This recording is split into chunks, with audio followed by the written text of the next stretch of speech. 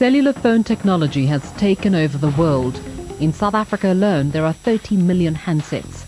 And dotted all over the landscape are the base stations that carry signals. More and more people who live close to these masts are starting to blame them for ill health. This coincides with a growing body of scientific evidence linking exposure to electromagnetic frequencies with cancer and leukemia.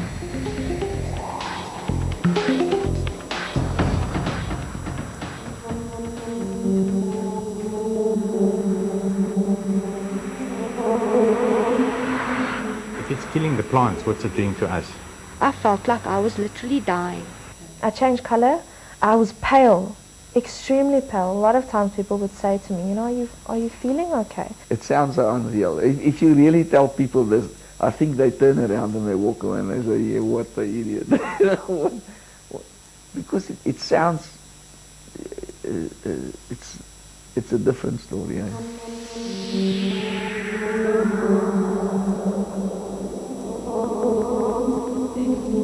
A year ago, electronic technician Maynard Bornman didn't have the energy to play ball with his dog.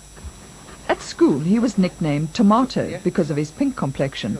But in 2004, he began changing colour and became grey. He has a lung condition, so he thought it was related to that. Eventually, he turned dark blue and began receiving preferential treatment at medical centres.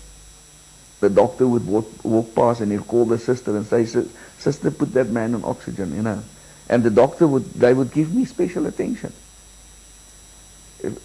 Because of the color change that I had.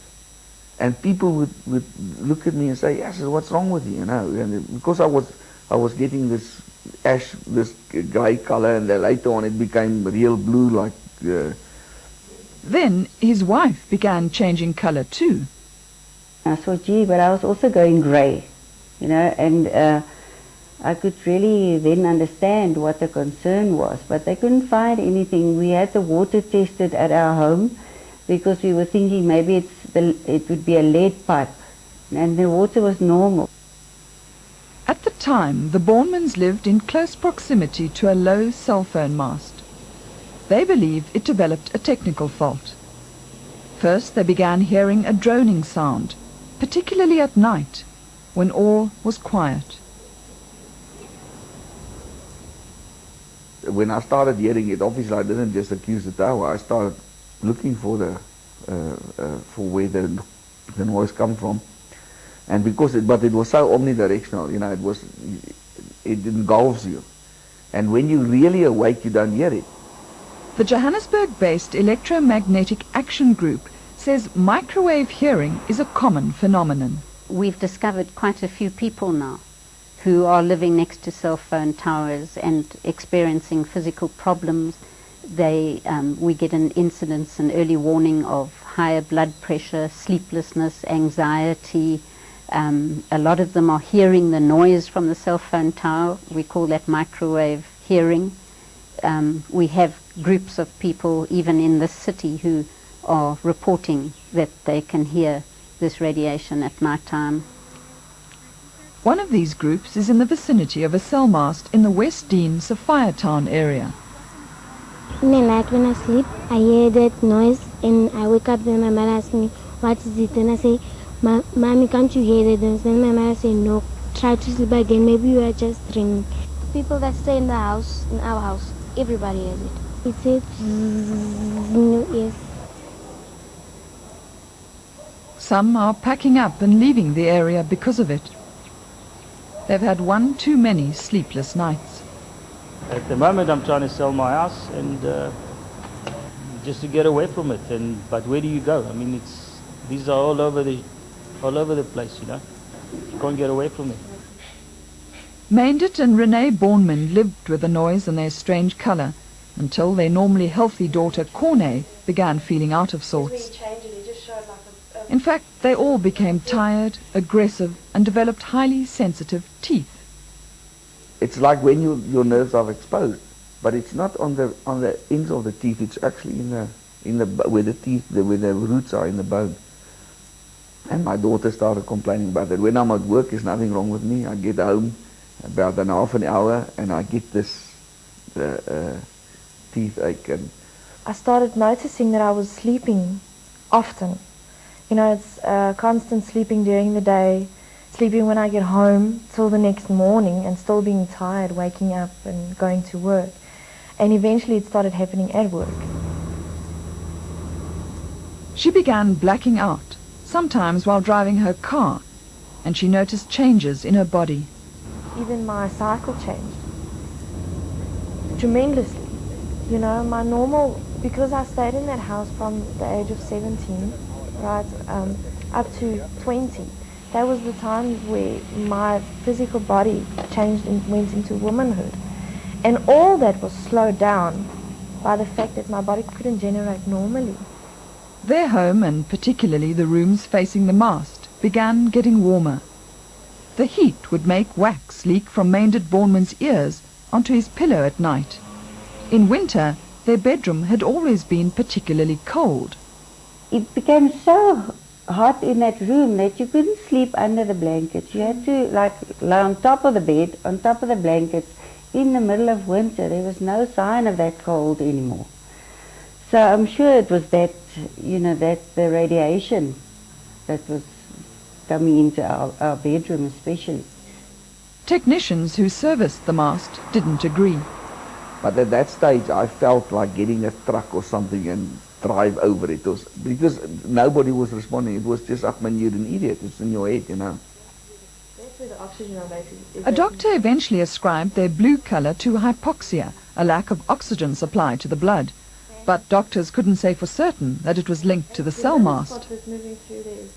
I'm convinced, and I'm speculating, that what happened to us happened because of that tower. These effects are very real, and we've spoken to a lot of people staying around base stations in Johannesburg. We found the whole syndrome. The Independent Electromagnetic Action Group says it recorded high radiation levels and unusual hotspots inside and around the Borneman's home. I tried desperately to get hold of a government organization that would actually come in and measure the fields. I have meters and measure, but we needed something that was done with authority.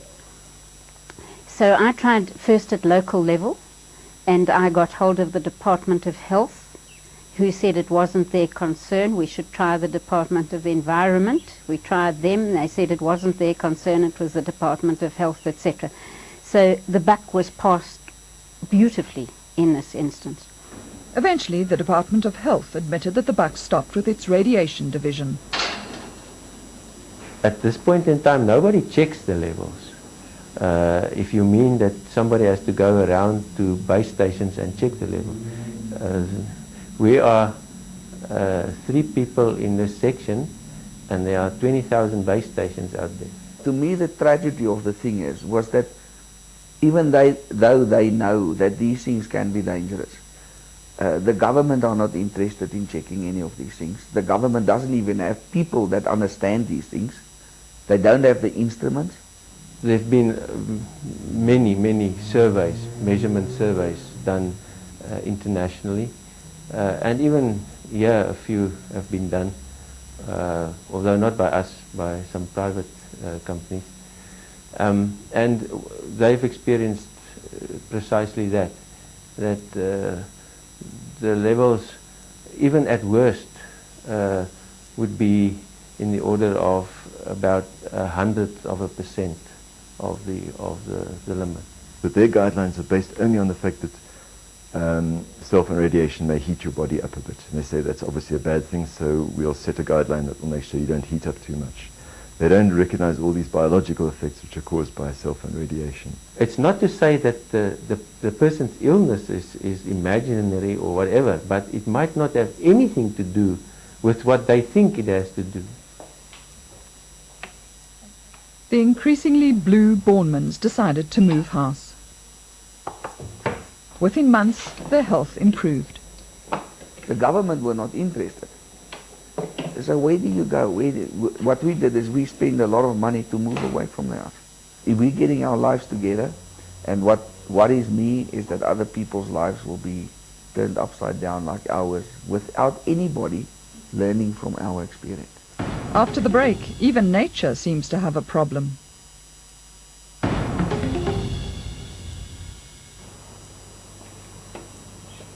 Dino Anastasio lives within meters of a cell mast in Hurlingham, Johannesburg. He and his parents bought the house before the mast went up. 3 years after its erection, Dino was diagnosed with lymphocytosis, an abnormal increase of white blood cells. His father developed Alzheimer's disease. The cellular mast is sitting right in front of us. It's spoiling our views, devaluating our homes, it's ruining our health. We can't sleep at nights. It's like being in jail for 8 years. Some of the trees and shrubs near the mast started objecting. 4 years ago I planted a tree facing with a slant facing the cellular mast, and normally a tree would carry on its growth, but this tree actually bent away like the rest of the trees. This is totally abnormal for a bush to grow away like that. You can see these roses aren't happy. An assessment by the South African Arboricultural Association concluded that microwave antennas had a definite effect on certain vegetation, depending on its position in relation to the mast. Dino Anastasio took legal action in terms of city bylaws to have the mast shifted, but was unsuccessful. His lawyer has all but given up on getting it removed on health grounds. I think it's going to be extremely difficult to find causality between his health and the ill health of his family and the introduction of that mast. Any reasonable person visiting that site and visiting the family will say something is wrong. If you have a look at a tree that is growing sideways, nature wouldn't lie. But I don't believe that they're going to be, that the community and people specifically affected by these masts are going to be sufficiently protected by the local authority and by the Department of Environmental Affairs. The environmental regulations only take into account the kind of visual impact of a mast. They take no account of the health effects. Where's the Department of Health? I want to know. What are they doing? The Health Department admits that there are no regulations being enforced. Current legislation was written before the advent of cellular technology. The lack of regulation enforcement is not to the detriment of the public at large. If we had any indication that the health of the public was in jeopardy somehow as a result of this, then obviously we would have taken the necessary steps. Others in the street don't agree. Although Dino's house is very close to the mast, it doesn't lie in its direct beam. The property of Amy and Tom Buckle, just up the road, does. Like Dino, they began feeling the effects a few years after the mast went up. It began with insomnia, cluster headaches, and that noise. I'm definitely aware of a zinging noise in your head. It never stops. Never stops. There were also times when we felt that something changed and that the intensity went higher. Then the trees in their garden reacted. They all pulled away from the tower. They really curved away from the radiation, and they were burnt. It was just brown, dead trees. And one by one, with a little bit of wind that we had from time to time, they would just fall over, and we had to take them out. When their pets reacted too, they decided it was time to move. Their cat was particularly sensitive. When you touched her, it was just hair coming off her.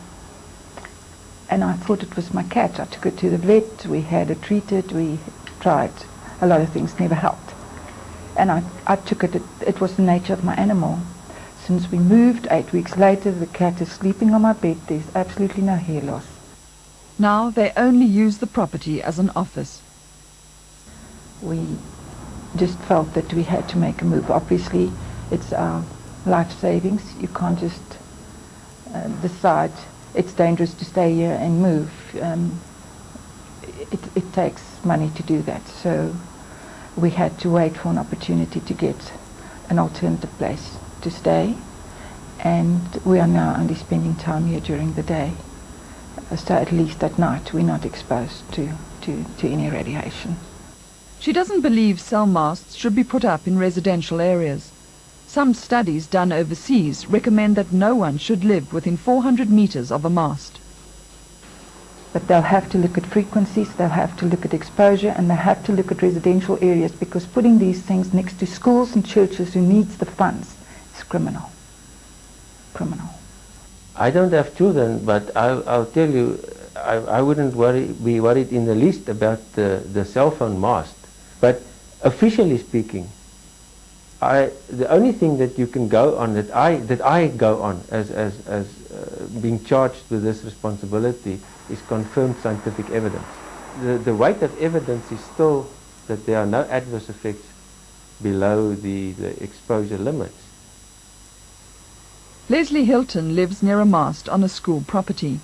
She too has linked her ill health to exposure to microwaves from the tower.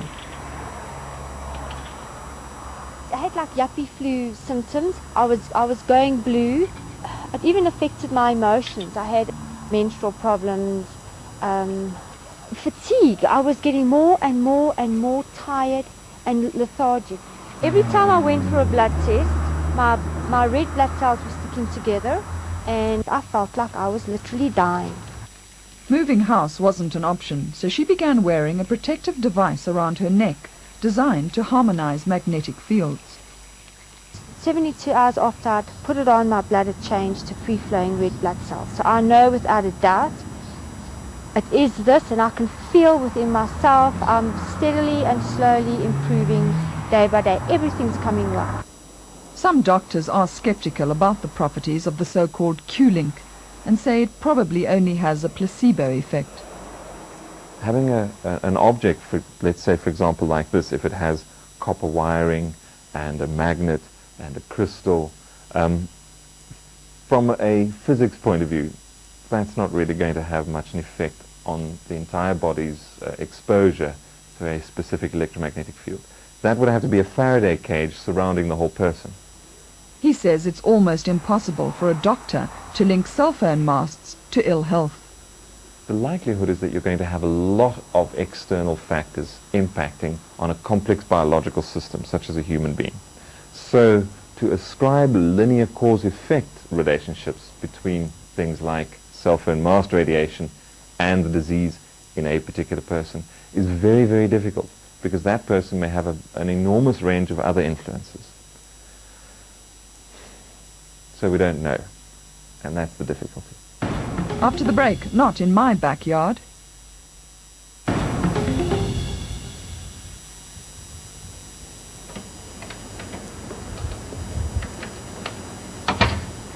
Norman McFarlane lives in Somerset West, about 85 metres from where a cell mast is due to be erected. He's been doing a lot of reading and has found as many studies linking cell masts to cancer and leukemia as those refuting any connection to ill health. He's objected, but feels no one's taking him seriously. I see scant regard for the fact that there could well be substantial health risks associated with living in proximity to cell phone masts. I'm not seeing the responses that I want to hear, which are, we understand there is a potential problem, we will look into it, and we will make a concerted effort to assure you and to prove to you that there is no risk. But I'm not getting that. I'm being stonewalled. I'm being given reports that are years old, and it's a stock standard response, and that is unacceptable. And quite frankly, it should be unacceptable to every single human being that runs the risk of exposure to living in proximity to cell phone masts. The Health Department admits that there is some uncertainty, but says it follows the World Health Organization guidelines. They date back to the year 2000. It's my responsibility to champion the new regulation process, and this is the way I've chosen to go about it, to use the WHO as our primary source of information. Since 2000, of course, a number of further studies have been conducted, and my argument is, if that is the case, why have they not been taken into consideration? I'm not a research scientist, so I don't try to evaluate individual studies. I just wait for the WHO to put together a panel or organize a workshop or whatever and come out with a conclusion. I just have a problem with that, because at the end of the day, complacency is what leads to domination in circumstances like this, and I don't want to discover in 5 years' time that I'm one of the statistics that proves that there is a real health problem living in proximity to a cell phone mast. I don't want to be one of those statistics, or my wife to be, or my daughters to be. I'm not interested. I will fight it tooth and nail. I'm hearing every week of people with brain tumours, people with cancers living near cell phone towers. Vicky Benjamin, a cancer survivor, has met Dr. George Carlo, an American public health consultant who was commissioned by industry to prove that cell phone technology was safe. He was unable to do so. He says we're at the start of an epidemic, the likes of which the world has never seen, and which is going to have an unprecedented effect on every single one of us. Dr. Carlo was given $28 million to fund research, but his findings weren't published by those who commissioned him. I will tell you that there are no studies that prove safety. There are no studies that would give anybody a reasonable measure of assurance that they can use a cellular phone without there being a danger. Special Assignment put questions to SACTA, the Cellular Telecommunications Association, which represents network operators within South Africa. They referred us to their website, which reiterates the viewpoint of the Health Department, that there is no substantiated evidence of health effects from the radio frequency generated by mobile phones and base stations. What's happened here, governments act based on politics. Politics are determined by money, and you have a $1 trillion industry. So if you follow the money, you get the answer. Governments are not going to take any steps to protect consumers, to protect children, until they're absolutely forced, and that is probably 5 to 10 years away. And that will be a different story.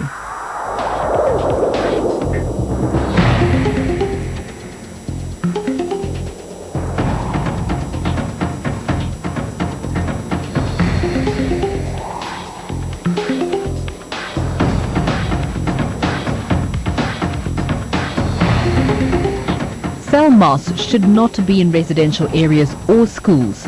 SMS agree or disagree to 34383. You can also SMS the word truth plus your comments.